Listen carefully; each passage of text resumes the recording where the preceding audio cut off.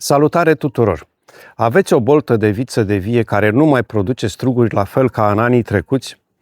Cu siguranță este vorba de greșeli în tăiere. În filmul de astăzi vă voi arăta cum resuscităm o boltă de viță de vie veche, condusă greșit an la rând, fără să îi perturbăm echilibrul. Până la sfârșitul filmului vă voi arăta ce păstrez la rod, cum distribui corect coardele și cum normez ochii pe coardă, astfel încât să avem o încărcare optimă a viței de vie în boltă. Avem o viță de vie de vin, un aspect foarte important, trebuie să ținem cont de el și am să vă explic spre final de ce este foarte important.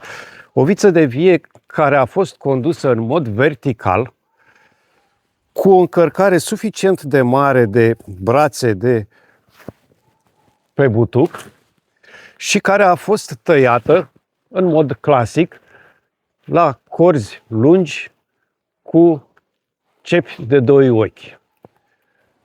Pentru mine ar fi foarte simplu la acest moment să continui aceeași tăiere cu corzi cu cepi la doi ochi, dar această tăiere nu îmi rezolvă problema principală a boltei, a acestei bolți.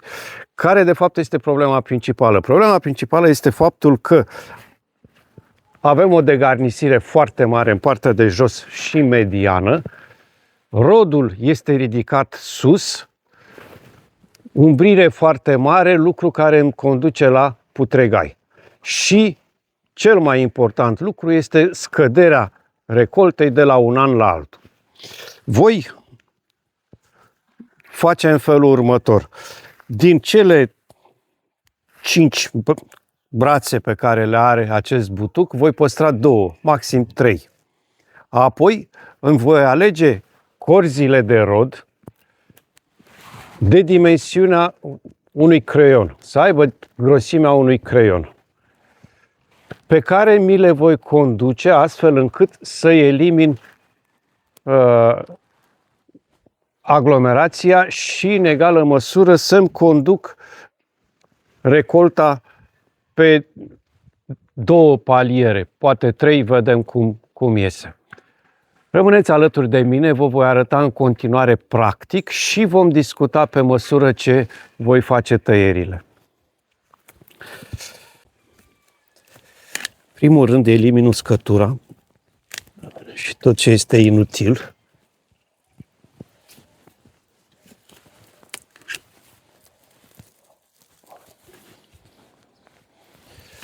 După care voi am eliminat deja o coardă bătrână, să o scot și pe aceasta care este foarte bătrână.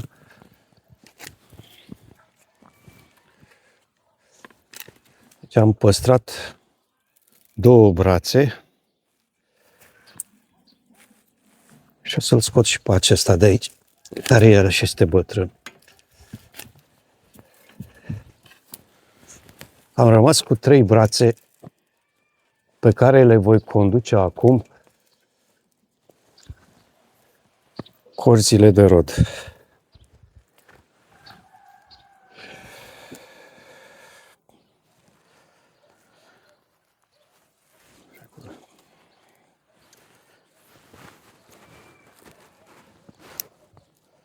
Aici o să-mi formez un cep de rod. Asta va rămâne tot la fel, o să formez un cep de rod. Aici voi păstra o coardă, asta va rămâne o coardă mediană. Și aici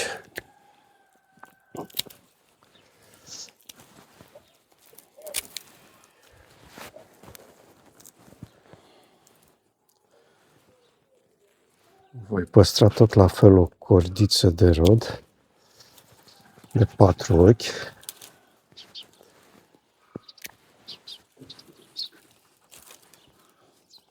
Regulă.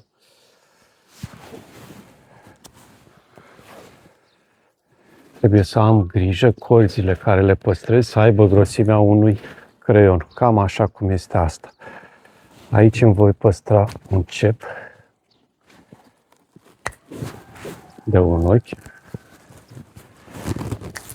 Sistemul gluiot presupune, aici avem exemplul cel mai bun, presupune să îmi păstrez un cep de 2 ochi și o cordiță.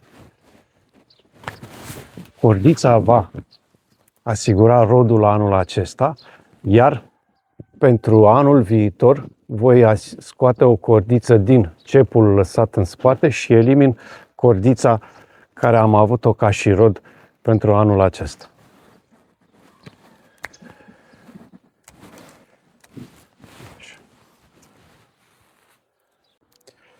Da, am făcut o tăiere preliminară, tocmai pentru a putea vedea mai bine și să înțelegem mai bine care sunt soluțiile pe care le avem. Am păstrat 3 brațe cu vârste diferite, cel de aici este tânăr și celelalte 2 sunt relativ apropiate.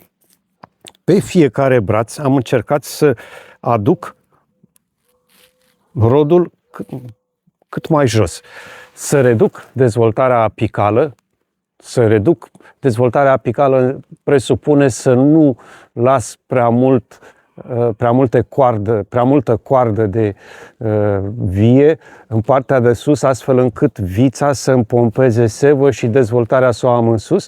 În felul acesta evit rodul sus, evit aglomerația și umbrirea excesivă, lucru care mi-ar aduce putregai.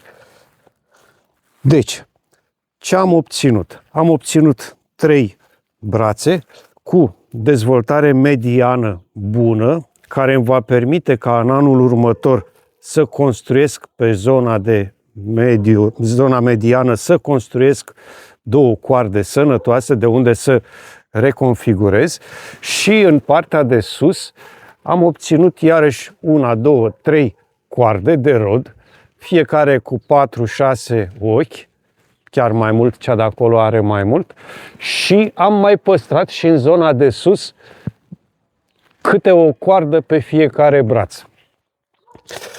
În acest fel am obține o recoltă relativ apropiată față de cea de anul trecut. În egală măsură, cred că aș obține o întinerire a butucului într-o medie de 3-4 ani. Cred că în 3-4 ani aș întineri butucul. La acest moment trebuie să ne întrebăm ce ne propunem cu bolta. Ce am făcut până acum este o tăiere de așteptare, o tăiere care să nu ne expună la riscuri prea mari. Dacă eu îmi propun să păstrez aceeași recoltă, structura este bună. Poate partea de sus aș putea să o elimin încă de pe acum. Și cred că am să o elimin. Dacă eu îmi propun o întinerire mai accelerată a viei și îmi asum ca recolta să fie relativ mai mică, probabil cu 20-30% mai mică, atunci ar trebui să fac o tăiere mai drastică, o tăiere mai curajoasă. Și ar trebui să mai elimin un braț. Să mai elimin un braț. Vedem aici că avem 3 brațe. Am ales varianta de a elimina un braț și să facem o întinerire mai accentuată a viei.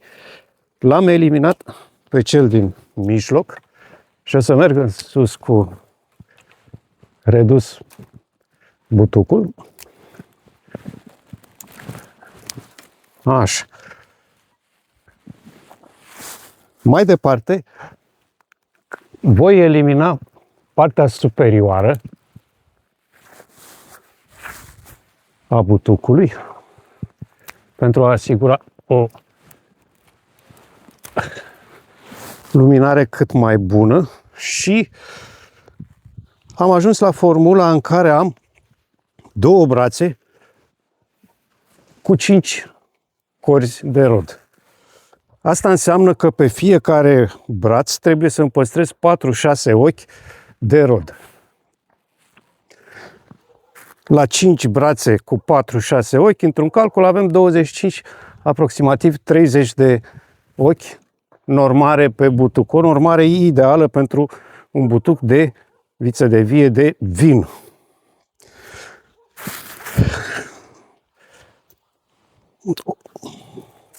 Patru, 6 ochi, asta înseamnă că rămânem aici.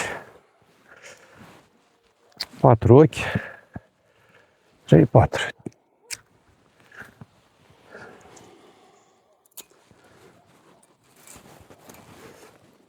Ce am obținut? Avem o aerisire optimă.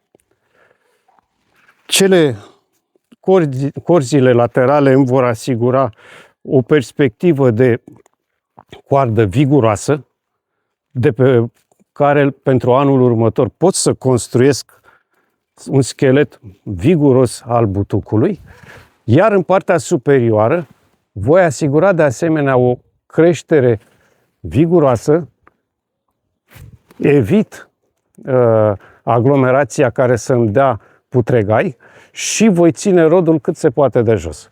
În felul acesta voi avea o întinerire a viei în maxim 2 ani. O întinerire a viei în maxim 2 ani. Evident, recolta pe anul viitor va fi mai redusă. Recolta se va duce aproximativ 20-30% mai jos, dar de perspectivă voi avea o vie tânără și care să mai asigure rod mulți ani de acum încolo. Cele mai dese greșeli care le întâlnim la tăierea viței de vie în boltă sunt următoarele. O normare greșită a ochilor lăsați pe coardă, lucru care duce la o sarcină prea mare a butucului, tăieri haotice de corzi și o supraîncărcare pentru umbrire, i-aș spune eu. Dacă aveți comentarii, vă rog să le discutăm.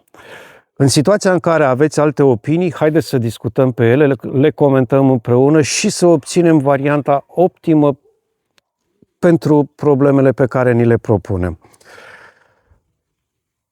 Până data viitoare, vă doresc spor la lucru și să avem un rod cât mai bun.